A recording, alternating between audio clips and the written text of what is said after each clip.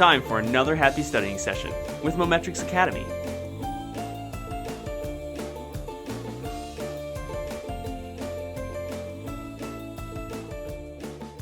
Hi, welcome to this video lesson on finding the main idea in a reading passage. Often on tests or homework, we'll be given a passage, asked to read it, and then analyze what the main idea or supporting ideas are.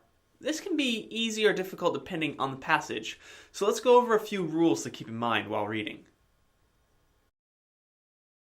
Having the main idea near the beginning of the passage allows the author to grab the reader's attention and let him or her know what the rest of the passage will discuss. To find the main idea in a passage, the reader should ask questions while reading, such as, what is this passage about? What does the author want the reader to know about the topic? Etc. The supporting details will provide evidence that back up the main idea. Supporting details are found in the body of a passage. Supporting details often make references to the main idea. For example, a passage may contain the main idea that Ellis Island was the entry point to America for many immigrants during the Industrial Revolution.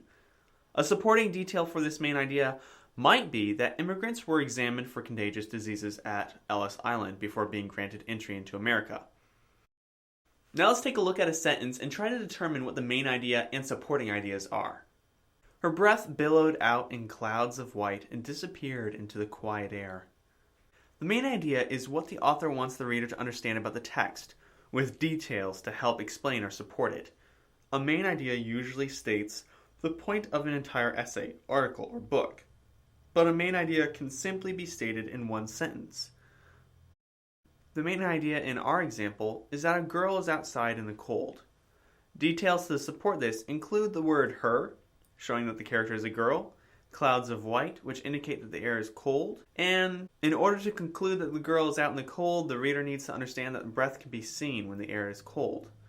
These are all supporting ideas. Alright, time to try one by yourself. This is an excerpt from an actual book, so do your best.